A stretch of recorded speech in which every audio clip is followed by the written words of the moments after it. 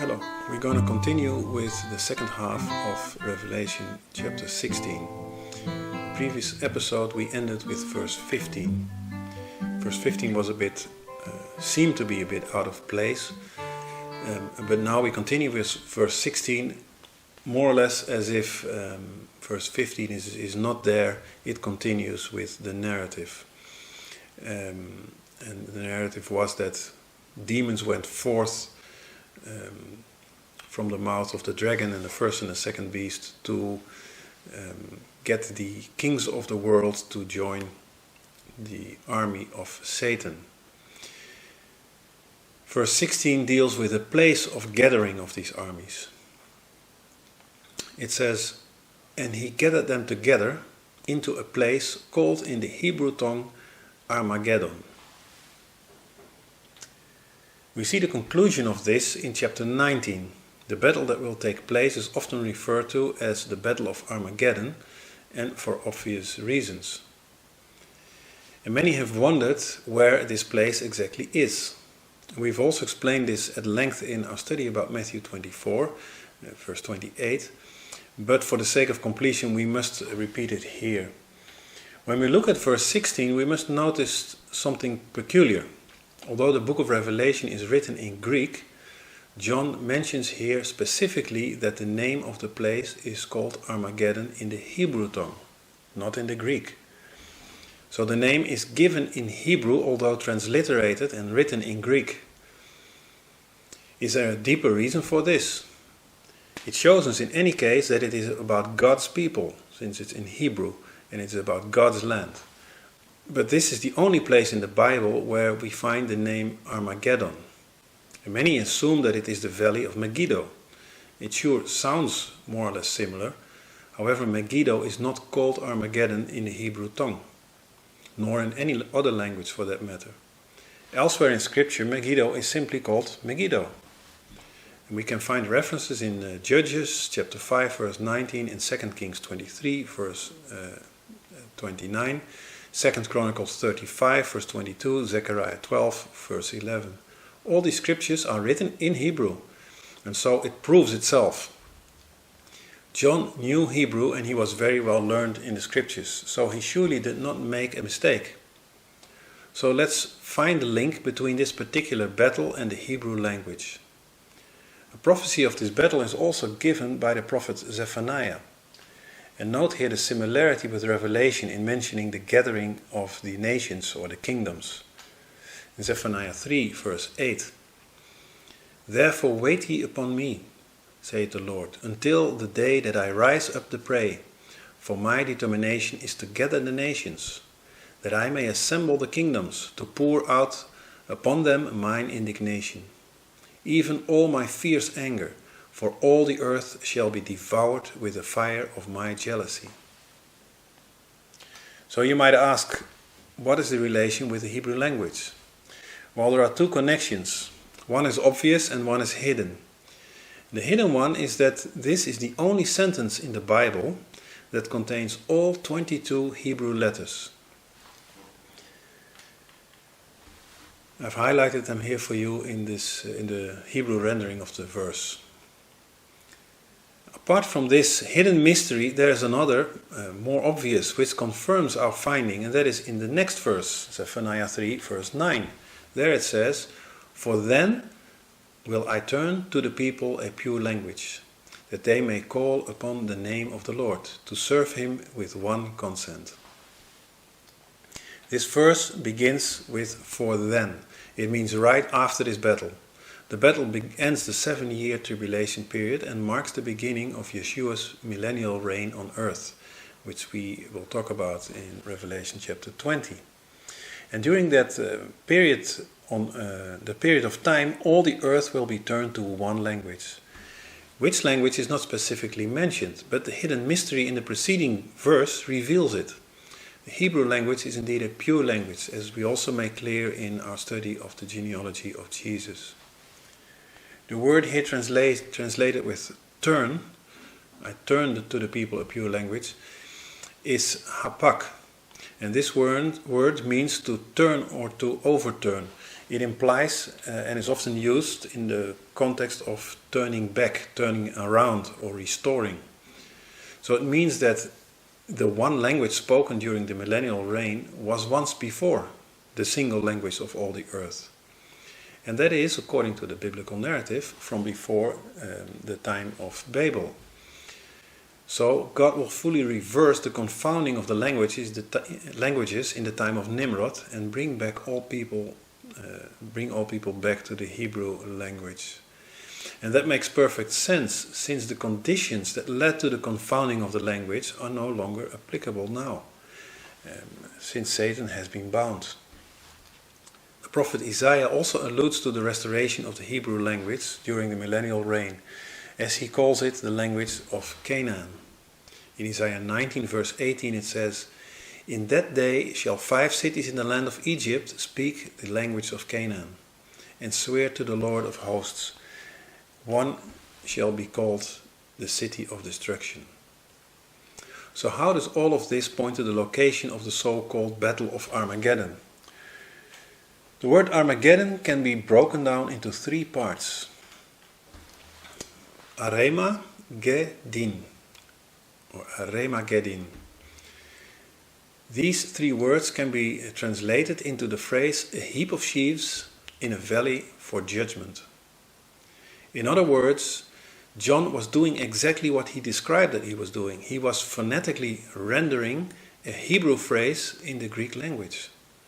The question now is where this valley is located. As said, it is often thought that it is to be Har Megiddo, but the only reason is that it sounds like Armageddon. But we have already done away with that argument. On top of that, the prefix Har in Har Megiddo means mountain, and Megiddo is no mountain, it's a plain. The clue we need to use is not the name Armageddon or Megiddo, but the meaning of the Hebrew phrase Armageddon. In particular, we are looking for the valley of judgment.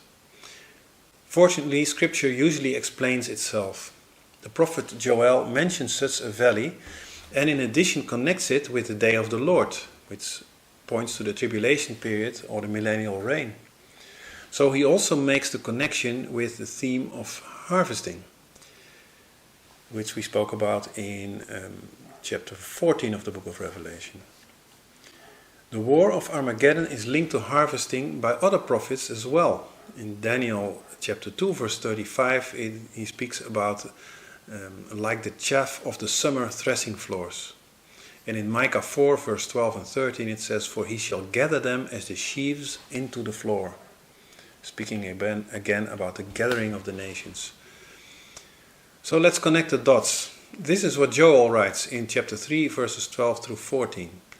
"Let the heathen be awaked, and come up to the valley of Jehoshaphat, for there will I sit to judge all the heathen round about. Put ye in the sickle, for the harvest is ripe. Come, get you down, for the press is full. The fats overflow, for their wickedness is great. Multitudes, multitudes in the valley of decision, for the day of the Lord is near, in the valley of decision."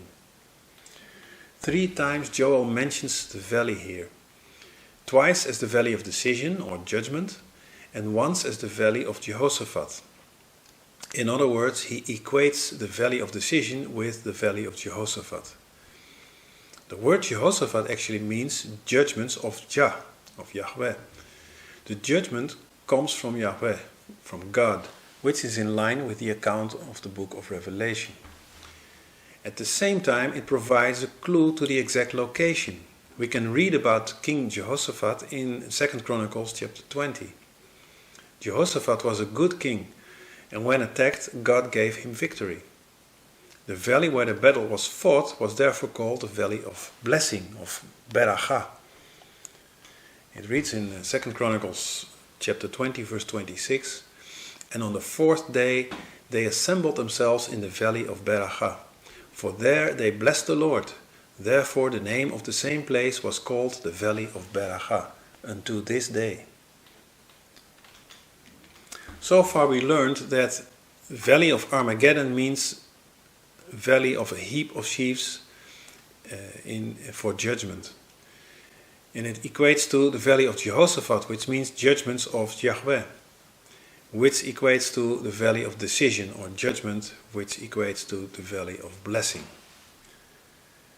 But the question remains, where exactly is it? Is it a literal place where King Jehoshaphat fought his battle?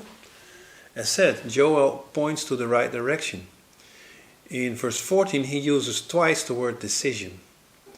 In Hebrew that is charutz. It is used 18 times in the Bible. But curiously enough, only in the two instances here in this verse it has a specific meaning of judgment. In all other instances the word means sharp-edged instrument for threshing, harvesting.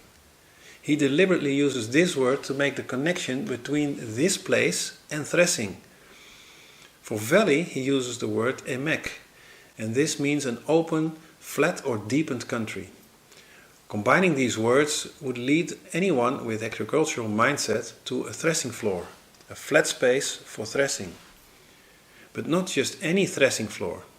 It is Jehoshaphat, the judgment of Yahweh, or to put it in context, the threshing floor of God.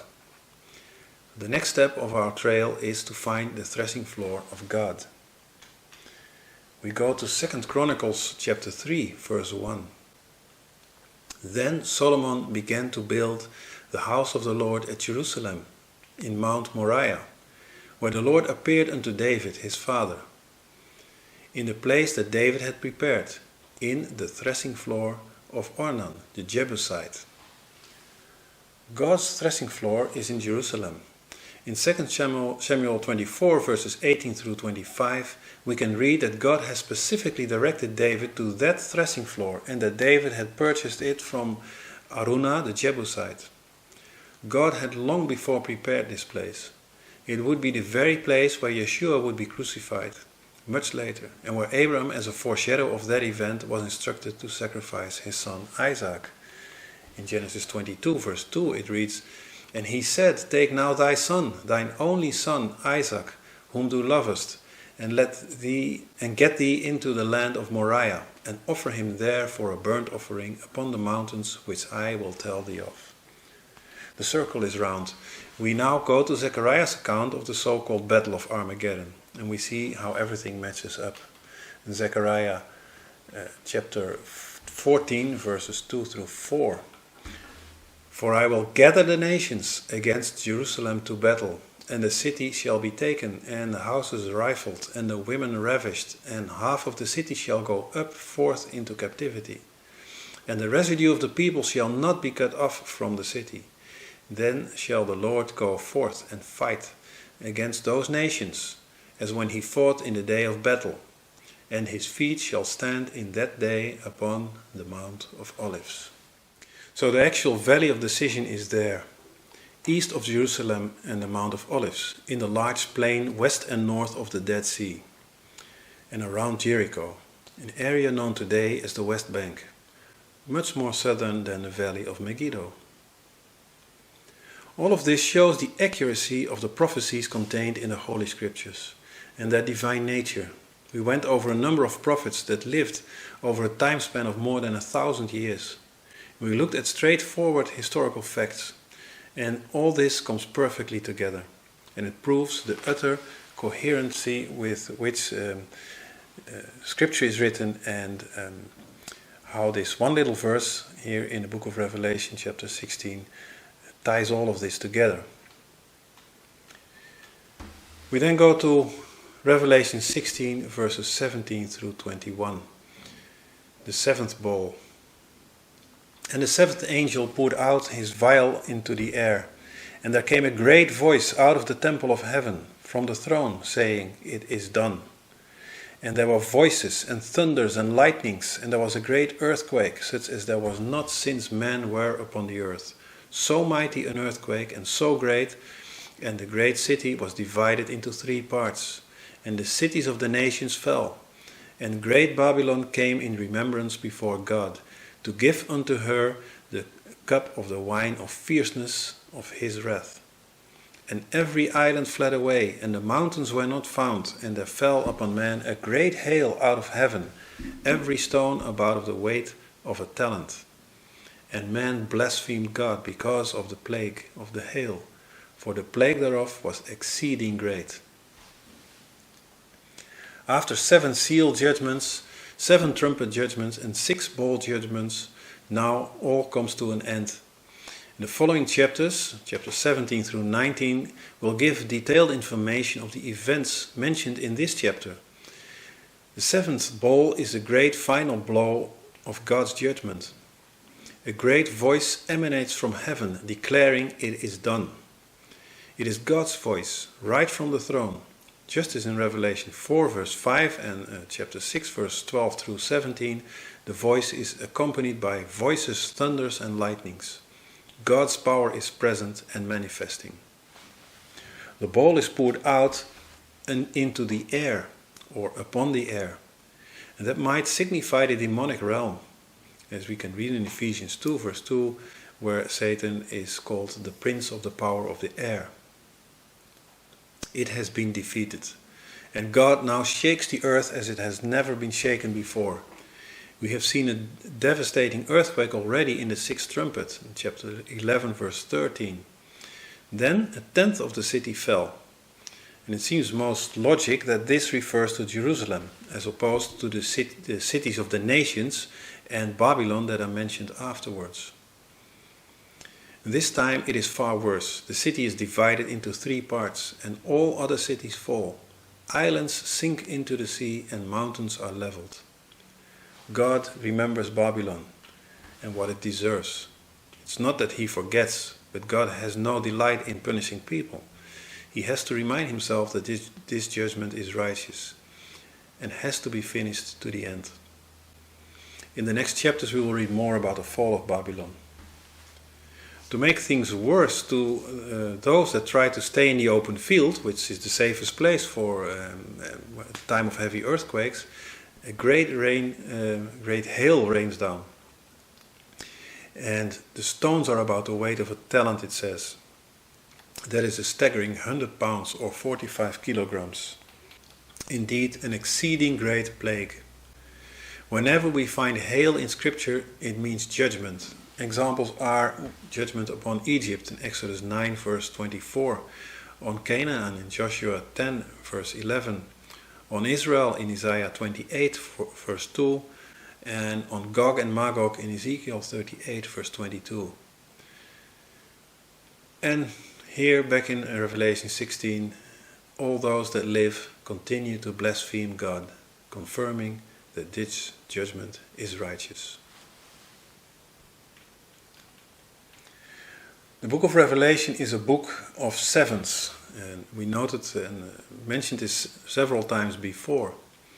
In this chapter we find again a group of 7, apart from the 7 bowls obviously, but there are 7 great things, and they are divided into 3 groups. There is great evil, and it's the first one mentioned, the great Babylon.